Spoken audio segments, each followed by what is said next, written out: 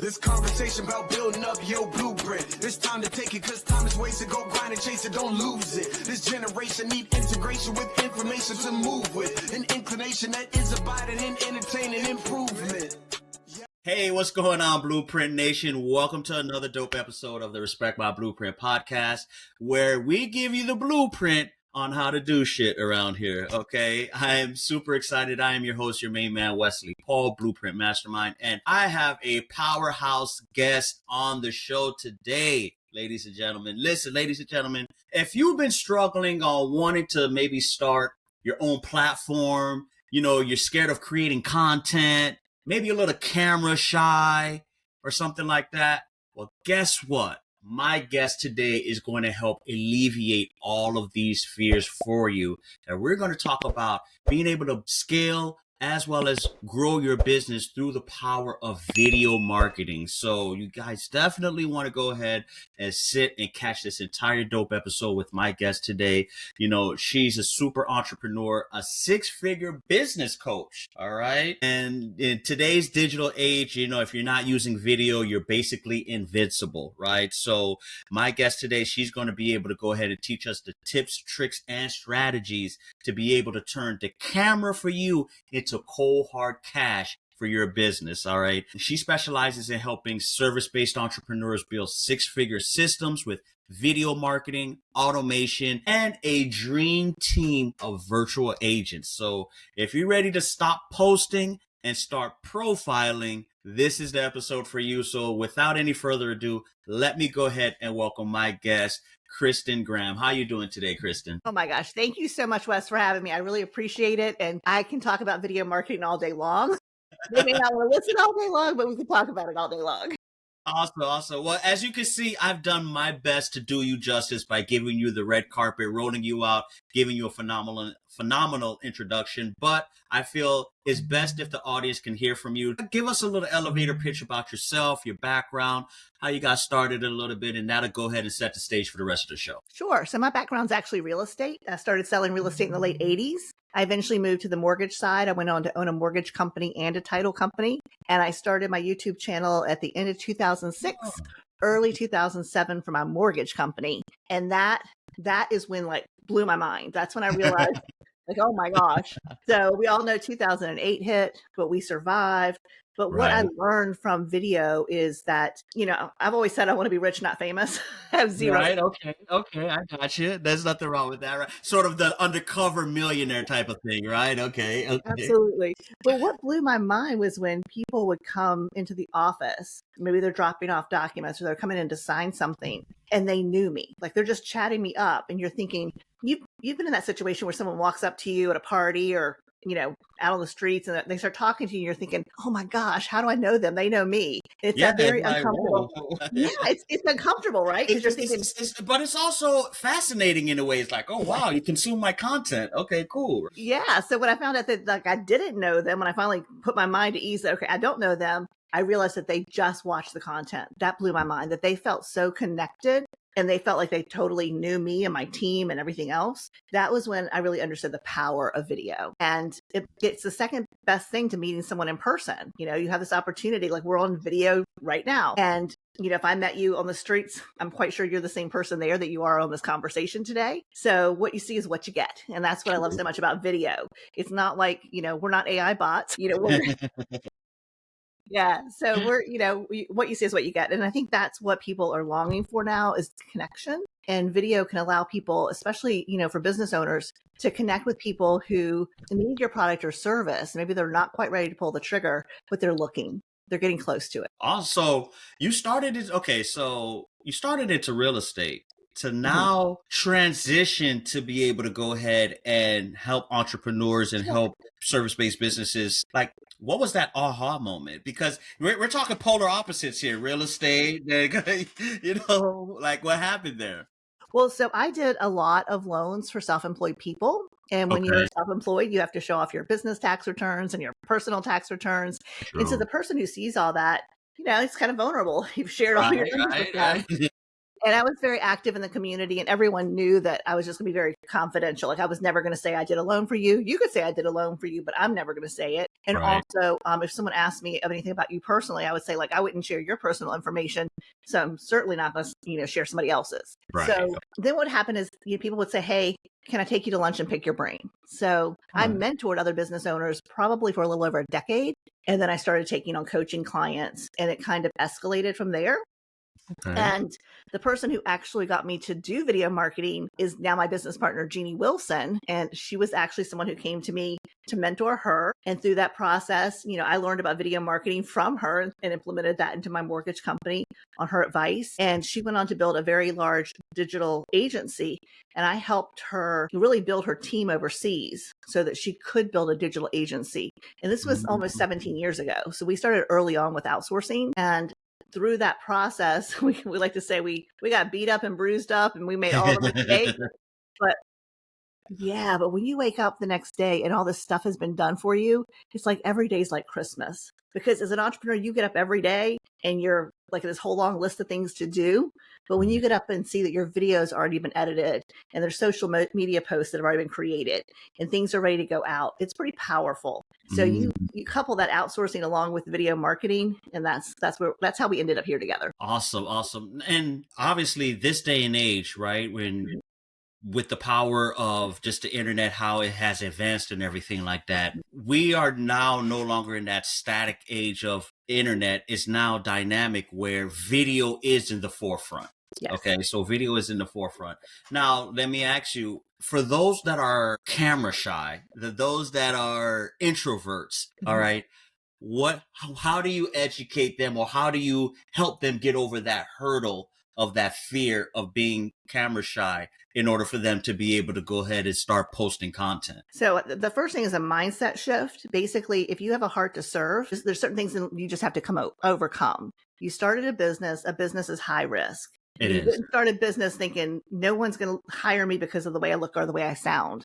And like I said, I am who I am on video, just like I am who I am if I meet you at a dinner party. So show up as yourself. Don't try to be anyone else, because that's when you mess up, but have a heart to serve. If you're creating, we really focus on value-based educational content. If you focus on content that's truly serving people and you feel like you're meant to help people, you want to have an impact in the world, then show up and serve. Show up and create that content. And I think women are far worse than men about beating ourselves up about how we look or how we sound. That gets even harder as you get older, right? So, we have clients that are in their 70s that are starting YouTube channels, which I'm like, yes.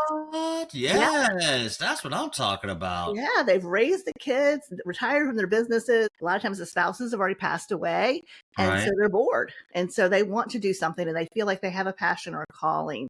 And it's amazing to see people show up at this stage in life and just want to share their message, just want to help people. Awesome. Which, for me, I'm a podcaster. So, I know the answer to this question I'm going to ask, but the viewers here, a lot of people are consuming content. There's more people that consume content than produce content, right? But for those that are been thinking about it, that are on the edge, if you could share with the audience, why is it important to start producing video content? Yeah. So I really feel like for some industries, not every industry, but there was a time I remember when Jeannie started, her digital marketing agency. I remember when local businesses, a lot of them didn't think they needed a website because the yellow pages worked really well. True. And then, and then they didn't need Facebook, or they didn't need email marketing, and they didn't need blogging. So we see how these things all evolved. You didn't need social media. So you saw people who were early adapters make a difference. And you may be thinking, well, if I jump in now into YouTube, I'm not an early adapter, but I'm telling you, there's still room. And the difference is, again, with AI, I feel like there's so much garbage going on the internet right now because people just jump on whatever AI tool they're using. They create something, they throw it up there. So being able to come in and share yourself, not just your knowledge and your information, share your stories and your passions, and, just be there for people. When they're commenting on your content, you're able to have a conversation with them. So I really think that video is powerful too because of SEO. YouTube is owned by Google. And of course, I don't know if you guys have noticed, but when you do a Google search now, the little AI part comes up. It kind of gives you the overview of what you're looking for. Then you go down and you may see some sponsored ads and everything, but you're always going to see videos. Google knows if they send you to a YouTube video, you're going to stay on that content longer than if they send you to a blog post. So if you want people to stay on your content, you need to create video content. Absolutely. And which you're absolutely right, because, YouTube is the biggest search engine behind Google, right? Most people that want to learn something, they'll YouTube it. That's, or they're Google it. But most, like, if y'all want to know how to build something XYZ, I'm going to go on YouTube, right? Which now segues into this next question here. They're shy and everything. Do you need any special talents or anything like that? Any prerequisites to be able to get started? Of course, you need a camera. You could even start with a cell phone, right? Just put yourself. But other than that, is it just pure passion that you need to be able to go ahead and start your own video channel? That and a desire to learn, right? We can watch videos all day long, but until we do it, we're not truly learning it. Right, so, there you go. Okay. Yeah, what I would say is I'm not a tech person. So I think a lot of the people that we attract, because we have marketing virtual assistants and software virtual assistants, we attract people who don't want to learn how to edit videos, who don't have any desire to figure out how to upload videos. So we're looking at people who understand that, especially as you get older in life, you realize there's less and less time. It's more and more important to spend time doing what you want to do. So this is something that's been really powerful is our clients that are in their 70s, they have no problem delegating right away. They don't want to learn the tech. They don't care about the tech. They just want to show up, share a message, and then have someone else take care of the rest. And I always say this little phone right here, it's got an awesome camera. Path of least resistance. Use what you have. Use what works. Yeah, you're right. You're right. And then there's so many ways you can have content. You can do a podcast like this. You can have a talking head style YouTube channel. Like there's so many ways to show up. So we work with our clients a lot to figure out what's the best way for them to show up and feel confident and comfortable. And I will have to tell you, one of the ladies I'm thinking about who is in her 70s, she had her virtual assistant edit her first video. And so it comes back. And here's what's interesting. Our clients are always, I don't think I did a very good job. It's not going to be very good. Yeah. Right. All right. Okay. But when like, take a breath. Hold on. Right. Yeah, well, we are all our best critics, our worst critics. So when they hand it off to the virtual assistant, a couple of things that happen, I think this is really magical. A lot of times the virtual assistants are younger and they're very excited and they're very passionate about video editing and social media marketing and email marketing. We often think that if I don't enjoy doing something, why would anyone else want to do it? So you kind of feel like you're handing off something that, you definitely don't want to touch, but now that person has to do that. But when you see that this person comes back and they're genuinely excited about what they've created, and they're happy to share it with you, it shifts your perspective quite a bit because now it's a collaboration. You created content and this person who's working on their unique abilities has edited it and improved the audio, added captions, put in interesting B-roll. So the lady's name is Denise. When her first video came back, it was like movie style quality. I mean, she nailed it. It was so good. Hey, look at that. I bet you she was amazed too, huh? Right? Yeah, well, you always beat yourself up, but we're all watching and we're thinking, like, let's go watch all of our first videos because we suck compared to this. For real, I'm telling you. Yeah, and she did a great job. But what happens again is when you can lean into having support of having someone else who can make you look good. Take out all those ums or those long pauses, or put B-roll in. A lot of times if I've got a quote that I want to say, if I can't get it to roll off my tongue a couple of times, I'm literally like, okay, I'm going to read this and you just put some B-roll on there because I'm going to read it. Exactly. And then I read it, Yeah. So you don't have to be on camera all the time. That's where great B-roll and images come into play. Awesome. Which now, and I'm glad that you was able to share that because this removes that fear and burden from a lot of content creators or aspiring on content creators, letting them know that, hey, it's really not that hard. All you really have to do is show up. That's 90% of the job. Just show up, right? And now I want to go ahead and talk about, of course, you have a digital marketing agency where working with a digital marketing agency like yourself can be night and day and work wonders, right? Because they can handle the automations, they can handle the editing, they can handle the posting, the social media, everything the technical stuff, like you said, right? So I wanted to now dive into, how important it is to partner with a digital marketing agency to handle all of that stuff. Whether you're technical or non-technical, you would still recommend hiring a digital marketing agency, right? Yeah. So Jeannie owned a digital marketing agency, but she doesn't any longer. We like to position ourselves that we're not a marketing agency and we're not an outsourcing agency. Okay. We coach our clients on their strategy, help them become comfortable and confident on camera, but then we pair them with a virtual assistant that we've interviewed and vetted, and that we put through a paid internship to learn all of our SOPs, because our goal is to empower that business owner to be able to have a person on their team. Right. One, it's way more cost effective, because if I were an outsourcing agency, I'm taking 75% of what you're paying and I'm paying that virtual assistant 25%.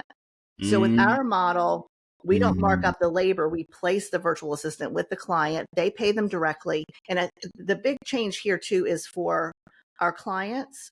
If you're working with someone through an agency, there's nothing wrong with that. But that virtual assistant works for that agency. It's a big difference when that person works for you. And you're the one coaching them on what you like or dislike about your content. You're the one that gets to really engage with them and see what they're so excited about when they've edited your video. So it's a very different model than what's out there. But we want to, one, empower the business owner to start to build a team, to go from being a solopreneur to building a business with a foundation of great support. We also want to make it cost effective. I think before we hit record, we were talking about, neither of us know the percentage, but the percentage of people who start YouTube channels or start podcasts and then quit, less than a year, I'm sure it's very, very high. Because it's more work than people realize.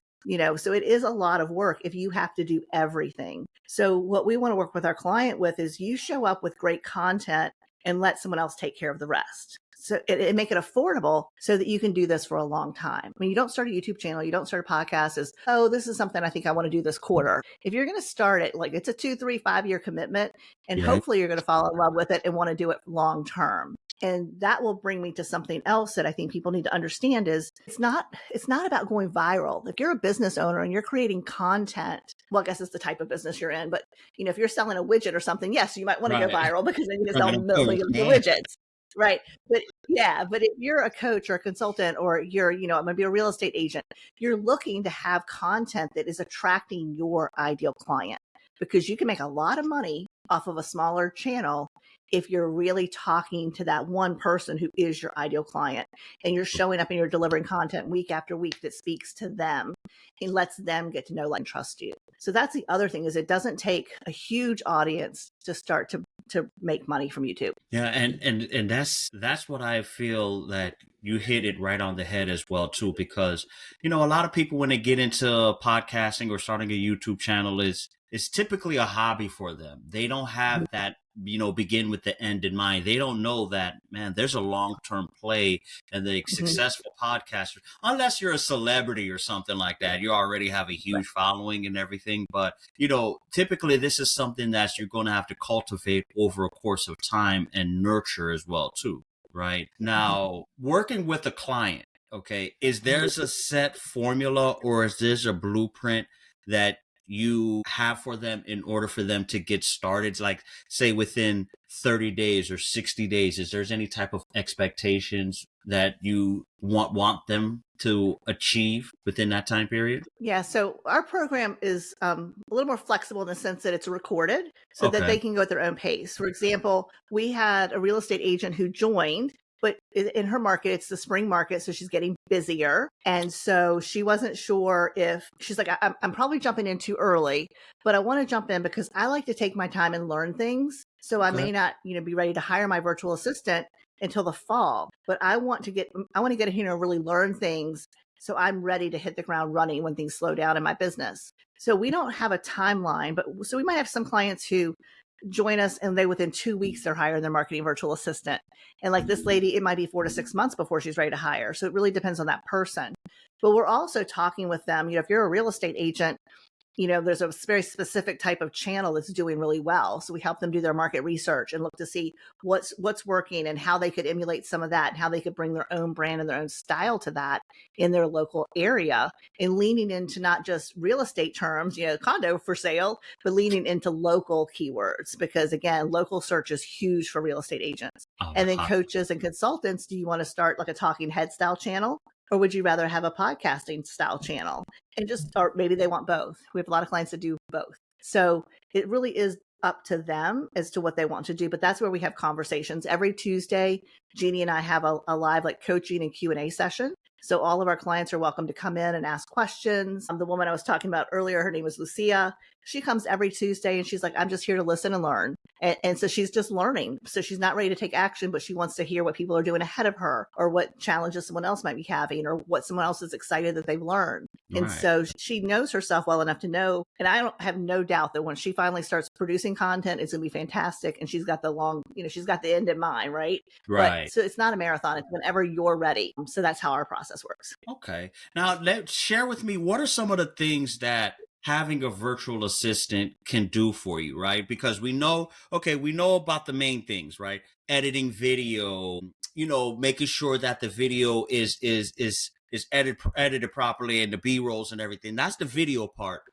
And I know the answer to this because I have a virtual team, but my virtual team handles writing the scripts for me, posting on social media, making sure they have the hashtags put together for me to be able to, creating my newsletters, creating the landing pages. So I wanted automations, right, as well too. So what are some of the things that, with the VAs you work with in your agency you work with, does your VAs handle? Yeah, so all of them are trained on a process of obviously video editing, cleaning up audio, uploading the videos to YouTube, taking care of all the best practice and the SEO on the back end. If they're stripping audio and that's going off to Spotify or Apple as a podcast. So they have very detailed checklists. But yes, they're going to create all the social media posts out of it. Okay. They're going to set it up to go out to your email list every week. And I think this is something that's huge for a lot of business owners. I'll often ask someone when I first meet with them, do you have an email list? And oftentimes they'll say yes.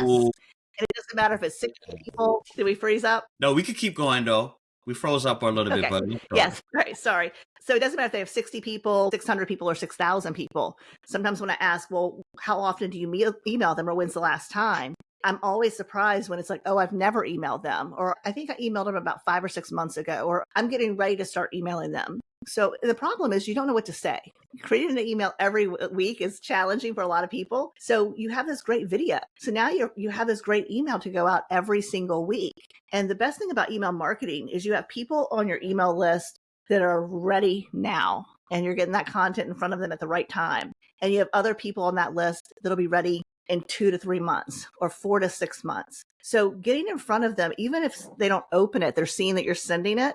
When it's closer to the time for them to pull the trigger, that's when they really will start watching your content. So video is super powerful, even in email marketing form. Absolutely. And you've hit the magic hit. That's why you see my reaction, because it's like you hit the magic button there, because the main thing, data is the new gold in 2025, right? We both can agree with that. And having a email list is the most powerful thing any business owner can have nowadays. And that's what video marketing leverages, is to be able to build that list, because you can have a special event or new upcoming product or service coming out, and you have that audience you can just simply send a blast email to, and boom, you're able to go ahead and capture a bunch of orders simply just like that. With that being said, would you share, but how do you help, how do clients, or would you educate the viewers here?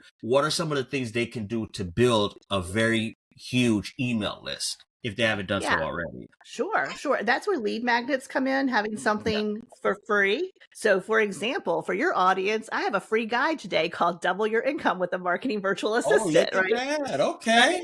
Yes. So have lead magnets and make sure they're relevant to the conversation in that video. So I primarily talk about video marketing. I talk about outsourcing your bookkeeping to a bookkeeping VA. We talk a lot about software virtual assistants and leveraging automations and funnels. But the lead magnet, I'm not going to offer the Double Your Income with a Marketing VA if I'm talking to you about the bookkeeping virtual assistants, right? So creating lead magnets, you don't need a million of them, but you need to kind of categorize your topics. Like, what are the 2 to 3 things that you talk the most about in your content? And then make sure you have call to actions that really work there. And, a lot of times people will have a new channel and their first call to action is, book a call with me. Well, they don't know you well enough, right? So offer them something free so that you can get them one step closer and then nurture that relationship.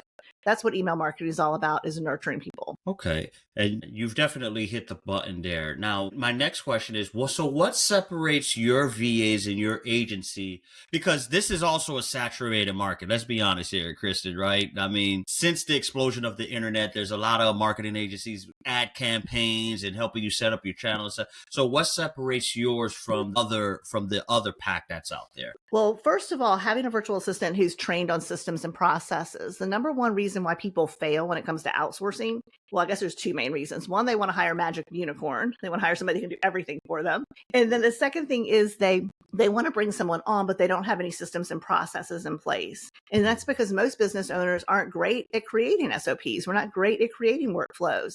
And I love that saying, if you do something 3 or more times that has 3 or more steps, you need to document it so you can delegate it. And our minds don't always work like that. So the magic that we bring, I always say SOPs are not sexy, but what we bring to the table is we bring the ability to have trained virtual assistants. Not only are they capable of video editing and audio editing and social media and email marketing, but they're trained on a system and process that works consistently so that our clients don't have to spend a lot of time managing their virtual assistant's tasks. They're already trained on it. So our clients are given these SOPs so that they can manage their virtual assistant's tasks. And I love the saying, we lead people, we manage tasks. And you manage tasks through SOPs and project management software. So all of that is done for you. So that's one thing that sets us apart. The other thing is, price.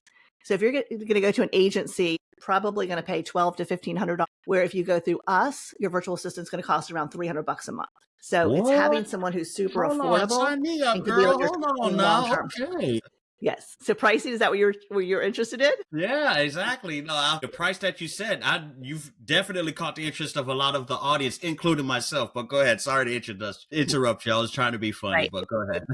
So what I'm thinking here is a lot of people may think, well, it's not fair to pay someone so little. But again, for us, we're not marking up their labor. They're working directly for you. So we encourage our clients to pay them the 13th month. In the Philippines, it's very common. In December, you pay an extra month. So it would be $300 times 13 months instead of 12 months. We talk a lot with our clients about giving their virtual assistants paid vacation, holidays off, treating them really well. Because if you can have a virtual assistant that stays with you for years, then you have the opportunity to grow your business because there's very little time spent managing them, right? There's very little time spent watching what they're doing because they do such a great job. They know you so well. Right. So in an agency model, again, if I'm charging you $1,200, I'm still paying that virtual assistant $300. I'm just taking the rest. And that's the way an agency model works. So if it's an outsourcing agency, generally they'll have a manager that manages that virtual assistant. That virtual assistant may be working for a half a dozen clients. Our model is the virtual assistant goes to work directly for you. We have very few virtual assistants that work for more than one client. So for example, we had a gentleman who really wanted full-time, and I did not have a client who wanted someone full-time. So the person who I placed him with, I said, he's going to work 20 hours a week for you, but at some point I need to place him with another client because he really wants full-time, and I don't want him to leave you to get a full-time job. So right. Now he has 2 of our clients. He works for both of them 20 hours. And then same thing with one of our other virtual assistants. So we want to put someone on your team that is, again, they work directly for you. They're part of your team. And I think that's where the power and the magic happens. We've got clients going on 5 years with their virtual assistant. And in fact, I had a conversation with a guy whose face was just like yours. I was on his podcast and we were talking about pricing, and he was spending around $2,000 a month. And not quite getting as much done is what RVAs do. So he and his wife and I met later, had a conversation about it. He ended up moving over to our program, and he has his new virtual assistant up. So he's saving quite a bit of money.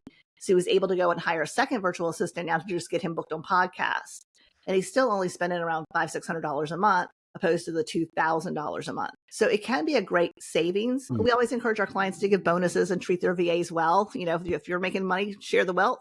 But yeah, it can be way more cost effective when there's no middleman marking up that labor. Absolutely. And, you have to incentivize them, aside, you cannot just view them as a virtual assistant. You almost have to view them as a domestic employee, right? The same thing you would treat a domestic employee by giving them bonuses and Mhm. incentivizing is the same thing as well too, because that, of Mhm. course, that's going to inspire them to give maximum performance. And Mhm. I like that you instill that within your business model. And more importantly, hey, having them working directly for the business owner. I mean, that is a huge benefit because I've worked, and I'm speaking from experience here, ladies and gentlemen, and Kristen is aware of this because working with an agency or third party agency can be headache, especially they have the agent working on 3 to 4 different clients. Sometimes you have to take out the bad habits that they have and everything like that. So that can be also a very frustrating thing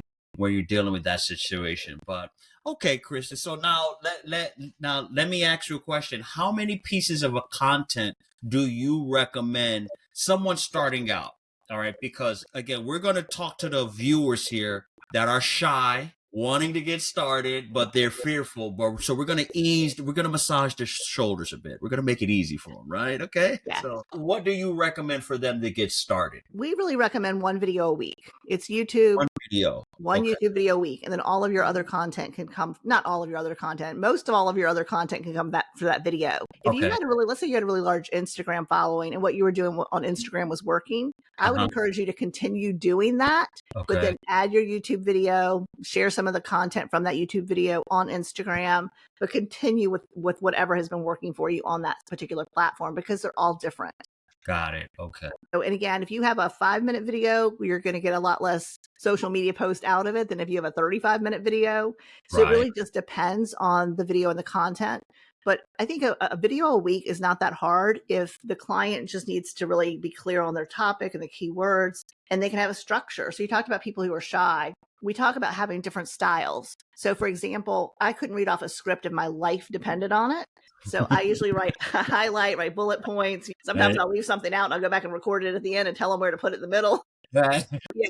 So that's kind of my style. But my business partner, Jeannie, she writes everything out. She holds a piece of paper up, she reads it, she memorizes a line or two, and that's how she does it. We have other people that use teleprompters. So we all have to lean into our strengths and what works for us. And that's what we spend a lot of time talking to the clients about. Sometimes they'll try, an outline, or they may try a detailed script and a teleprompter. It doesn't take very long for them to figure out what works best for them. Yeah. Okay. And I'm glad you said that because you're right. There's many different ways where it fits your personality, how you're built, right? Me personally, I'm the outline person. Just give me the bullet points. Yeah. And I can ad lib as I'm talking the bullet points and everything like that, But like you said, most people, they need the entire script on a teleprompter where you not have to have such memory. You can just stick to the script and it kind of, you work that way. Okay. Now, all right. And now here's another question. When you're doing video marketing, right? When you're doing that YouTube channel, most people want to do it for the money. Right? When do you think monetization should be entering in the conversation when you're starting your video-based platform? Gosh, it's really going to depend on the type of industry you're in because they're so different. A real estate agent can get clients within their first couple of videos. In fact, we have 2 real estate agents, they're partners, and they did their first video and it went out to their email list and they got a call off that first list. And it wasn't from someone that knew them well. It was from someone who was kind of in the sphere of influence. Right. And he was like, oh, hey, I didn't know you were in real estate. This is awesome. I want to buy some land. Is that something you can help me with? Okay. So that's not the way it happens most of the time, but it can happen that way. We also have a client who's a dietitian. That's a very competitive space on YouTube. But what happened was in a Facebook group, someone asked for a dietitian locally and people recommended 3 or 4 different people. And the woman chose her.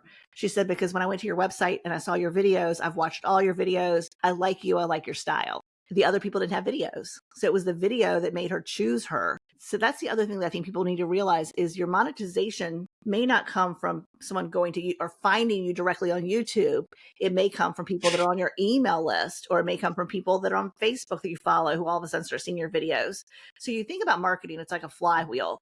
You want to get it spinning. And it just, once you start consistently creating, then you can watch where things are going. What topics are most popular? What style do you like to record in? And it's an evolution. You don't just record that first video and think, this is the way I'm going to do it forever. You have to feel your way through it. And for the people that are shy, again, I want to go back to, if you have a desire to serve, because I'm sorry, owning a business owner is about making sales, and sales is a contact sport. I'm sorry. Right. Like, you know, you don't have to wear a helmet and a big patty, but you better be out there tackling some people. Right. There you go. Yeah. So, you know, or at least willing to get yourself out in front of people. And so you have to show up. You have to show up. It is a contact sport. And here's the thing, you know, Wesley, someone might watch this and they might think, I like that guy, but I don't like that blonde lady. Okay. Right. They might, right. So I'm not going to be everybody's cup of tea. You're not going to be everybody's cup of tea. Right. But that's okay. It's also about elimination. I don't want to waste my time talking to someone who is not my ideal fit, you know, for whatever reason. You know, so video also really helps you find your tribe, the people who are really ideal for you. And in some cases, it'll repel people who are not right for you. And we've all worked with a bad client. Nobody wants to take on a client that's not a good fit.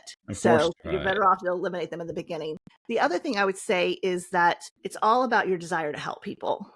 Because content creation is about serving. It's about helping. Nobody wants to see, hey, look at me. I'm so fabulous. I'm wonderful. This is what I had for lunch. I mean, if your clients, you know, if you have a food channel, maybe that's different. But let's say you're a coach or you're a consultant or you're a real estate agent. You know, people are looking for content because they've got a problem. And if they believe that you're the person that can solve their problem, by the time they book that call with you, they are sold on you. They're sold on you. And that's really powerful. So true. You know, that is now with the power of video marketing, like you mentioned, and that is the quickest, best way to build a tribe, build a community. And you're not there. The person that tries to pleases everyone is end up pleasing no one, as we know, right? So, you know, you want to single out who your avatar is, and that one turns into three turns into six, and so on and so forth. And by the time you know it, you have a dedicated tribe that's end up turning into super fans that ends up, you know, pushing you, uplifting you. And next thing you know, you guys are building a whole community together that could end up becoming so inspiring and powerful. So that, and again, we're speaking to those that are watching this that are shy, right? Because that's mainly who we're wanting to give value to today. So if you're wanting to start that YouTube channel, if you're wanting to start that podcast, if you're wanting to start that channel, just get started. Take action. And I like how you said, Kirsten, it's a contact sport, right? You know, doesn't necessarily have to mean you're a running back on the NFL field, but you got to be out there making some contact, right? And having conversations. I mean, even when you're recording a talking head style video, you're basically having a conversation with that person who's listening. They found your video because, again, they've got a problem. Your video popped up.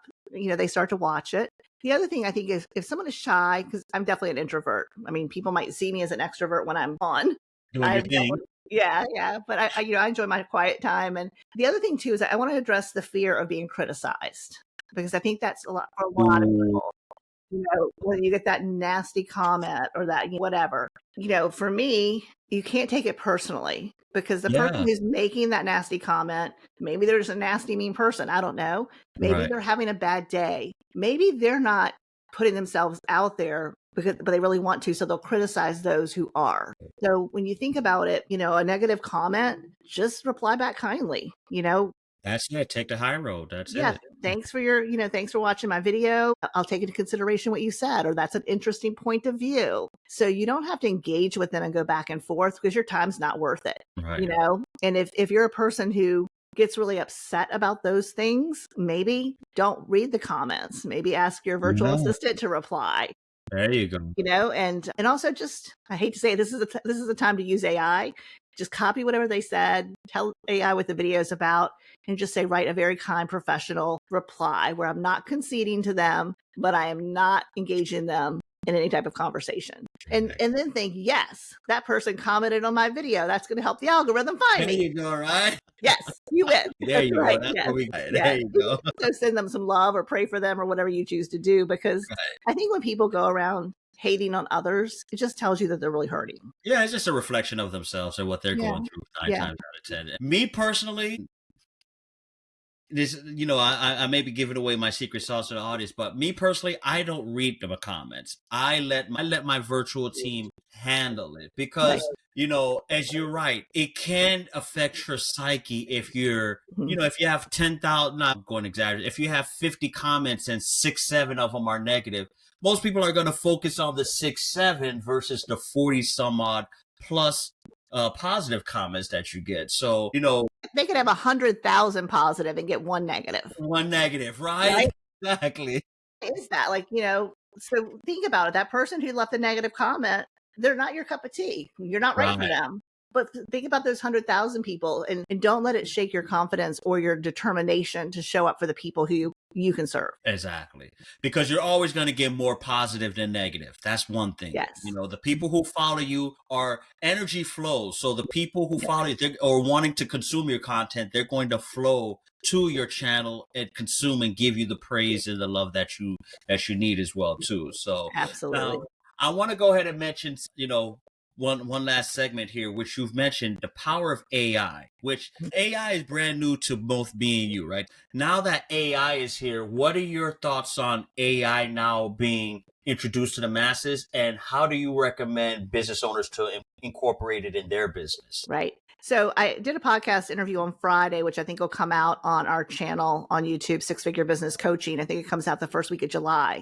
And we interviewed an AI specialist, and he said something that blew my mind. He said, AI is more powerful than the internet and this little device together. You got to be kidding me. Hold on. No. And he's actually a speaker that we're bringing in locally to speak to the Chamber of Commerce. And I do agree with that. I think most of us, we started using AI about 4 years ago to help write. And that's, it was awesome. But then ChatGPT came around and other people, like you said, the masses have kind of jumped on now. One of the things that he said was, prompting is like 1% of AI.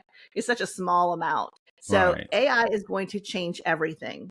My advice is, as a business owner, it's very easy to chase shiny objects. It's very easy to consume way more content than we create. If you want to build a successful business, create more than you consume. I don't know who said that, but whoever said it was brilliant. Create more than you consume. And using AI is something that we all need to do. We all should do. But at the same time, don't feel like every piece of AI out there is right for you. So there's so many applications for AI that you need to look at your business, your type of business, and figure out which AI will work best in it. And for a lot of smaller business owners, if you're not leaning into automation yet, I would say start there because, we always believe in eliminate, automate, delegate. And so getting those things down, and as a business owner, when you start to build a team, you can set aside a block of time every week to spend time researching AI. We actually have 2 guys that search AI for us, and we meet with them every Monday to talk about AI within the business. They're 2 of our software guys. And it's amazing because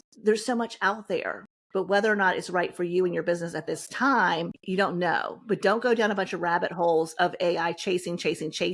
And AI is not an easy button. So for example, if you just take AI and you ask it to write content, and that's the extent of what you do, like he said, that sloppy, crappy stuff that you're throwing on the internet.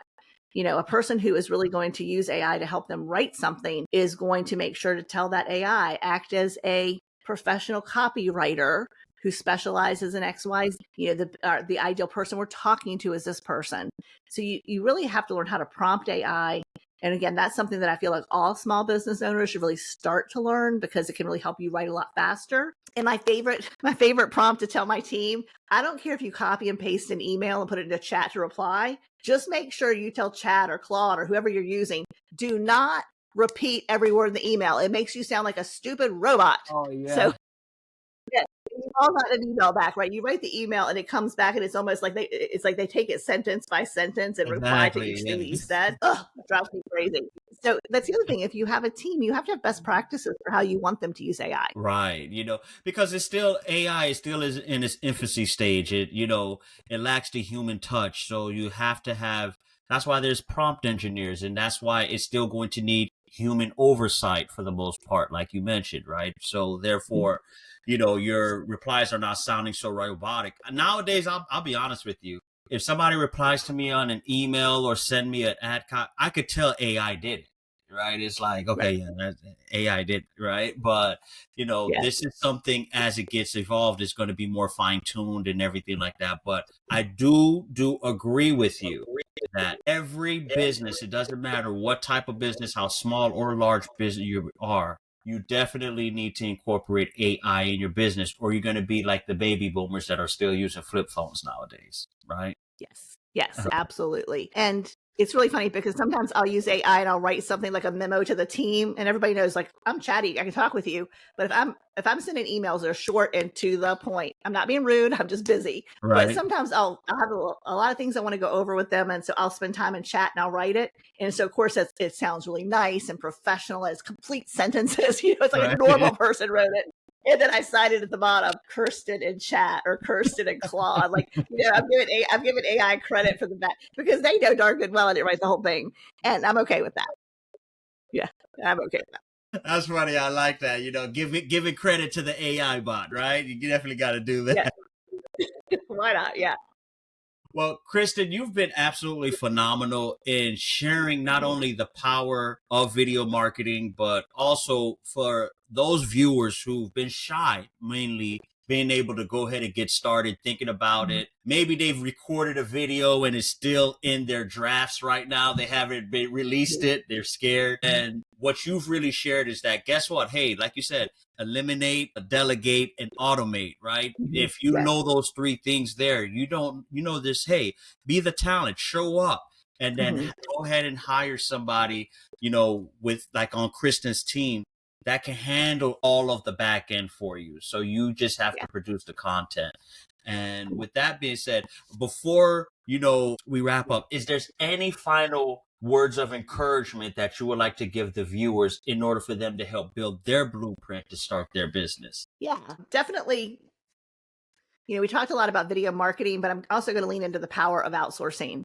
Yes. As a business owner, you did not start your business to learn and do a bunch of crap you don't want to do. Bottom line, you didn't start a business to have to do everything that you hate doing. So the sooner you can start to outsource some of those things, your creativity is going to free up.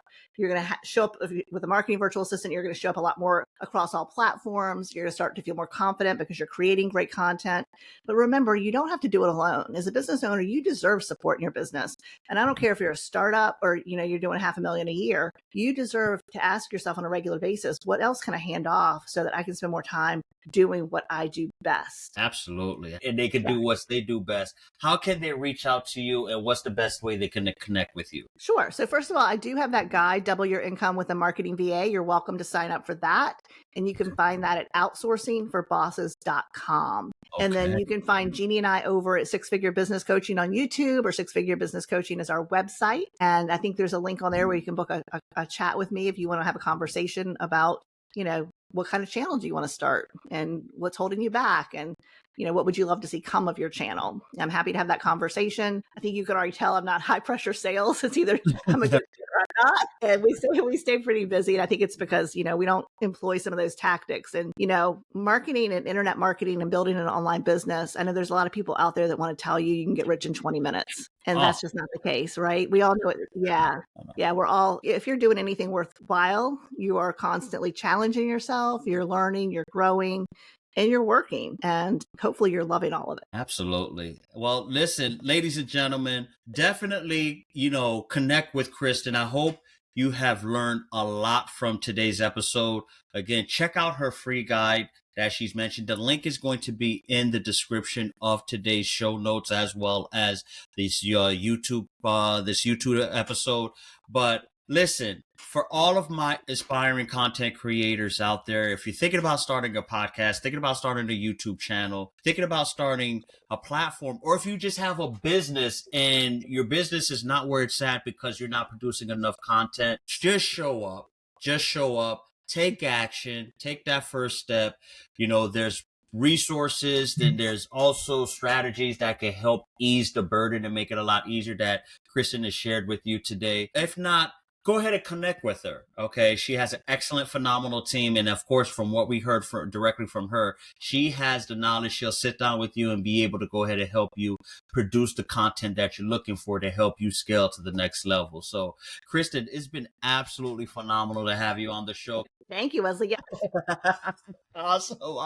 Which, listen, ladies and gentlemen. So yes, this won't not be the last time you see Kirsten on the show, because aside from creating content, on the backside of it, you need to have all of your finances in order, right? I'm super excited for today's episode. Super excited to bring you back again. Thank you. And I'm glad we was able to give a lot of great value to the audience as well, too. It has been my pleasure. Thank you so much for having me. Awesome. And ladies and gentlemen, again, thanks for tapping into another great episode of the Respect My Blueprint show, where we have guests that comes on and share their blueprint every Monday and Friday at 8 p.m. You can catch us on YouTube, Apple, iTunes, as well as Spotify. And as always, guys, we're going to catch you on the flip side. Take care, everyone. Peace. Blueprint, yeah.